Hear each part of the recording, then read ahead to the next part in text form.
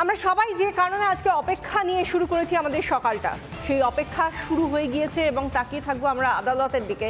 শিয়ালদা আদালতে যখন বিচারক শোনাবেন যে এই মামলা যা আমরা প্রায় 5 মাস ধরে দেখতে পেলাম যে কি চললো, আমরা প্রচুর সাধারণ মানুষ, আম জনতা, সাধারণ সহ নাগরিকরা তারা কাঁধে কাঁধ মিলিয়ে অভয়ের বাবা মার সঙ্গে কাঁধে কাঁধ মিলিয়ে ন্যায়ের জন্য রাস্তায় নেমে রাত দখল করে অনশন করে আমরা অনেক কিছু দেখেছি, কিন্তু এবার দেখার কি হয়। কারণ এখনো পর্যন্ত আমরা যেটা জানি যে সিবিআই চার্জশিটে যাকে মূল অভিযুক্ত হিসেবে দেখানো হয়েছে সেই সঞ্জয় রায়, সেই সিভিক ভলেন্টিয়ার, কিন্তু তা ছাড়া, তার নাম ছাড়া আর কি কারো নাম উঠে আসবে আজকের রায়দানের সময়? যাদের যাদের বিরুদ্ধে এত অভিযোগ, যেখানে প্রাতিষ্ঠানিক দুর্নীতি, প্রাতিষ্ঠানিক ধর্ষণ ও খুনের ঘটনা কথা বারবার বলা হয়েছে, এমনকি সিবিআই প্রথম চার্জশিটেও বলেছিল যে প্রমাণ লোপাট করা হয়েছে, এমনকি ঘটনাস্থল যেটা ক্রাইম সিন সেটা পর্যন্ত তার চরিত্র বদলে দেওয়া হয়েছে। শীর্ষ আদালতও সেই কথা পর্যবেক্ষণে বলেছিল, কিন্তু আজ কি দেখতে পাবো আমরা, তার কতটা প্রতিফলন উঠে আসবে রায়দানের মধ্যে দিয়ে, সেই নিয়েই আমাদের অপেক্ষা শুরু, প্রহর গোনা শুরু, আর তাকিয়ে থাকবো শিয়ালদা আদালতের দিকে। দেখুন,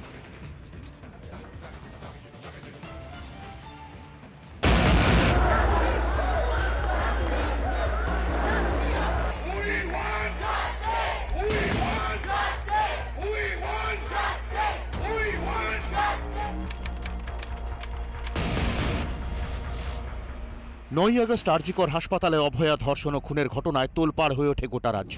হাসপাতালের ভিতরে এক চিকিৎসকের এই নৃশংস পরিণতির কথা ভেবেই শিউরে ওঠে গোটা বাংলা। ঘটনার পরের দিনই সঞ্জয় রায় নামে এক সিভিক ভলেন্টিয়ারকে গ্রেফতার করে পুলিশ, কিন্তু ততক্ষণে অভয়াকাণ্ড গোটা দেশে দাবানলের চেহারা নিয়েছে। হাই প্রোফাইল অভয়াকাণ্ডের জেরে এরপরই পদত্যাগ করে আরজিকরের প্রিন্সিপাল সন্দীপ ঘোষ। অবশ্য সন্দীপ ঘোষের কুকীর্তি ততক্ষণে গোটা বাংলা জেনে গিয়েছে। হাইকোর্টের নির্দেশে তদন্তভার গ্রহণ করে সিবিআই।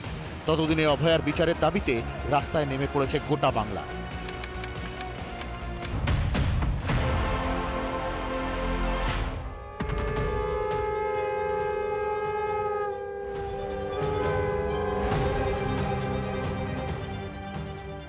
বাংলার মানুষ প্রথমবার দেখল রাত দখল কাকে বলে। গোটা বাংলার মা বোনেরা অভয়ার বিচার চেয়ে পথে নামে। কর্মসূচির নাম দেওয়া হয় মেয়েদের রাত দখল। কিন্তু 14 তারিখ মাঝরাতেই ঘটে গেল আরও এক মারাত্মক ঘটনা। আরজিকর হাসপাতালকে তছনছ করে দিল একদল দুষ্কৃতী।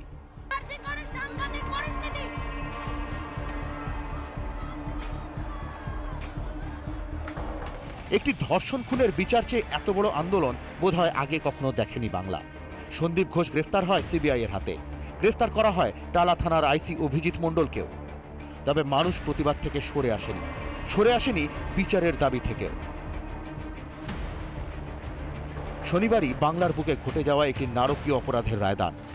সঞ্জয় রায় যে দোষী সাব্যস্ত হবেই সে বিষয়ে এক প্রকার নিশ্চিত সকলেই, কিন্তু তদন্ত কি থেমে যাবে? সঞ্জয় রায় শাস্তি পেলেও হাজার হাজার অভয়ার বিচার পাওয়া যে এখনো বাকি। আমি নীলাদ্রি বাবুর কাছে আসবো। নীলাদ্রি বাবু, আপনি একজন আইনজীবী। আমরা এই যখন রাত দখল হচ্ছে, যখন এত আন্দোলন হচ্ছে, সেই সময় আপনার সঙ্গে কথা বলেছি, কিন্তু আজ সেই মাহেন্দ্র খন্টার দিকে আমরা তাকিয়ে থাকবো শিয়ালদা আদালতে। আপনি একজন আইনজীবী হিসেবে কিভাবে দেখছেন? দেখো, এটা তো যেটা হয়েছিল, মানে এই যে রাত দখল, এটা কলকাতার বুকে এটা একটা নজিরবিহীন ঘটনা ছিল। কিন্তু এটাও একটা ফ্যাক্ট যে এই পাবলিক আউটক্রাই এই অভয়া কেসে আজকে সেটার আমরা একটা ফার্স্ট ফেজের শেষটা দেখতে পারবো যখনই জাজমেন্টটা আসবে। কিন্তু লড়াইটা এখনো রয়ে যাবে, কিন্তু কারণ যাই সাজা আসুক না গেল, ধরে নিচ্ছি যে ওয়ার্স্ট পসিবল সাজা যেটা ডেথ পেনাল্টি আসবে, কিন্তু সেটাও তুমি ratified by the high court and supreme court. তো এখনো লড়াইটা কিন্তু অনেক লম্বা, এখন কিন্তু আরো লম্বা হয়ে আরো কঠোর হয়ে দাঁড়াবে। কারণ আমরা দেখেছি ইন্ডিয়াতে সাজা হওয়ার পরেও লোকেরা 8 বছর 10 বছর ডেথ পেনাল্টি হতে থেকে যায়। তো সিস্টেম ইজ ওয়ার্কিং। এত ফাস্ট দ্রুত এই 5 মাসের মধ্যে সাজা দিয়ে দেওয়াটা, কিন্তু দেখা যাক। কিন্তু এটাতে সত্যি তো এটা একটা খুব মানে নোংরা ঘটনা, যেটা ম্যাক্সিমাম পেনাল্টি হওয়া উচিত। হ্যাঁ, কিন্তু এই যে ঘটনাটা আমরা দেখেছিলাম হয়েছিল, এবং যেটা এখনো আমরা ভাবলে শিউরে উঠি, সেখানে প্রত্যেকে বলেছিলেন যে একজনের কাজ হতে পারে না, কিন্তু এখনো কিন্তু আতশকাচের তলায় থাকছেন এই সঞ্জয় রায়। এইটা নিয়ে কি বলবেন? প্রমাণ লোপাট হয়ে গিয়েছে, যে ঘটনাস্থল ক্রাইম সিনের চরিত্র বদল করা হয়েছে এই কথা বলা হয়েছিল খোদ শীর্ষ আদালতের পর্যবেক্ষণে, সিবিআই এর চার্জশিটেও এই কথাটা প্রথম দিকে উঠে এসেছিল, তারপরে আমরা দেখতে পাচ্ছি সঞ্জয় রায় কিন্তু চার্জশিটে রয়ে গেল। না দেখো, জিনিসটা এটাকে না দুটো ভাগে দেখতে হবে। একটা হলো যে প্রমাণ লোপাট আর করাপশনের চার্জেস গুলো, একটা হতে হবে রেপ এন্ড মার্ডারটা। রেপ এন্ড মার্ডার কেসে যদিও শীর্ষ আদালতে যে সিবিআই প্রথম দিকে রিপোর্ট একটা কানা ঘোষা এসেছিল, কারণ রিপোর্টটা কিন্তু সিল কভারে ছিল, আমরা কেউই দেখিনি, কিন্তু পরবর্তীকালে চার্জশিট আর সাবসিকুয়েন্ট ট্রায়ালে কিন্তু এই সঞ্জয় রায়ের এগেনস্টেই হয়েছে। তো এখন অব্দি রেপ এন্ড মার্ডারে কিন্তু একজনই অ্যাকিউজ হচ্ছে সঞ্জয় রায়, যেটা কলকাতা পুলিশ ইনিশিয়াল ইনভেস্টিগেশন করেছিল, সিবিআইও কিন্তু একই জায়গায় গিয়ে দাঁড়িয়েছে। হ্যাঁ, কিন্তু একই জায়গায় দাঁড়িয়েছে নীলাদ্রি বাবু, কিন্তু আবার সেই ফিরে আসতে হয় 10ই আগস্টের কথায়, কারণ সেমিনার হলের পাশের যে টয়লেট সেটাকে ভেঙে চুরে সমস্ত কিছু তার চরিত্র বদল করা হয়েছিল। সেই প্রসঙ্গতেই বারবার আমি হ্যামার করার চেষ্টা করছিলাম, যেটা আপনি যেটা বলতে চাইছেন না, আমি সেই জায়গা থেকে একবার অরিত্রর কাছে আসবো, আমি আসবো নীলাদ্রি বাবু, আপনার কাছেও আসবো, আপনি আপনার যুক্তিগুলো একটু সাজিয়ে নিন। অরিত্রর কাছে আসি। অরিত্র, যে কথাটা বলছিলাম, আমরা যখন কোনো তদন্ত শুরু হয় তখন খুব স্বাভাবিকভাবেই আশপাশে সার্কামস্ট্যান্সিয়াল এভিডেন্সের দিকে যারা তদন্তকারী তারা নজর রাখে, কিন্তু তার আগে তো সবকিছু ধুয়ে মুছে সাফ। দেখুন, এটা একদম আপনি রাইটলি পয়েন্ট আউট করেছেন, এবং রাত দখল বলে শুধু না, এই অভয়ার বিচার নিয়ে গোটা যে প্রক্রিয়াটা, এখান থেকে আমাদের গুরুত্বপূর্ণ 2-3টে দিক উঠে এসছে। সেটা হচ্ছে যে মেয়েরা যে একত্রিত হলে একটা সমাজে বড় রকমের রিফরমেশন আনতে তারা সক্ষম, সেইটা তারা কিন্তু বুঝিয়ে দিয়েছে। এবং এই গোটা আন্দোলন থেকে এটাই প্রাপ্তি যে একটা সময় ক্রমাগত রাজনৈতিকভাবে, মানে রাজনীতি মানে শুধুমাত্র কতগুলো দল তো নয়, রাজনীতি মানে ওভারঅল একটা পলিটিক্যাল সিস্টেম। সেই সিস্টেমে যখন আক্রান্ত হতে হতে কারোর দেওয়ালে পিঠ থেকে যায় এবং সংখ্যায় যখন সেই সংখ্যাটা বেশি হয়ে যায়, তখন মানুষ তার উল্টো দিকে প্রেশার দেওয়া শুরু করে, এবং সেই কাউন্টার প্রেশারটাই হয়েছে এই গোটা আমাদের 3-4 মাসের যে জার্নি। এবার অবশ্যই আপনি সঠিক কথা বলছেন, আজকের বিচারে এটা স্পষ্ট লেখা থাকবে যে সঞ্জয় রায় তিনি প্রাইমারি অ্যাকিউজ। সেটা কীভাবে এসছে? শুধুমাত্র সার্কামস্টেন্সিয়াল এভিডেন্সেস নয়, ফরেনসিক সায়েন্সে বেশ কিছু ডিরেক্ট এভিডেন্সেসও পাওয়া গেছে।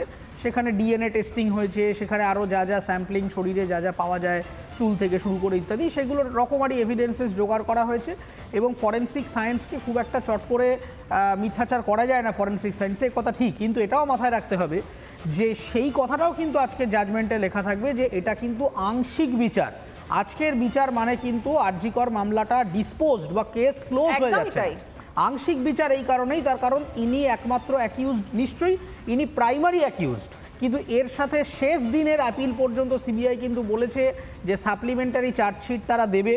এবং যেটা অ্যাডভোকেট নীলাদ্রিবাবু খুব রাইটলি পয়েন্ট আউট করার চেষ্টা করেছিলেন যে দুটো অ্যাসপেক্ট আছে ঠিকই, কিন্তু এটাও আমাদের মাথায় রাখতে হবে যেটা যখন এই টালা থানার ওসি এবং এদের এই জামিন নিয়ে যখন একটা বিতর্ক হয়েছিল কোর্টে, তখন কোর্ট একটা ইন্টারেস্টিং কথা বলেছিল। প্রথম জামিনটা রিজেক্ট হয়ে যায় যে কারণে, জামিন এখন যেটা হয়েছে সেটা তো ডিফল্ট বেল, মানে 90 দিনের মধ্যে চার্জশিট দিতে পারেনি বলে, কিন্তু প্রথমে যখন রিজেক্ট হয়েছিল তখন জজ বলেছিলেন যে প্রমাণ লোপাটের জন্য সিবিআই আলাদা করে কোনো মামলা করেনি, মূল খুন এবং ধর্ষণের মামলার সাথেই যুক্ত করে তার সঙ্গে ওই রাত দখলের রাতে 14ই আগস্ট সেখানে যে নানা ধরনের কন্টেন্ট দেখার জন্য লাইক করুন, শেয়ার করুন আমাদের ফেসবুক পেজ, সাবস্ক্রাইব করুন আমাদের ইউটিউব চ্যানেল, পাশাপাশি অন্যান্য ব্রেকিং নিউজের জন্য অবশ্যই চোখ রাখুন রিপাবলিক বাংলায়।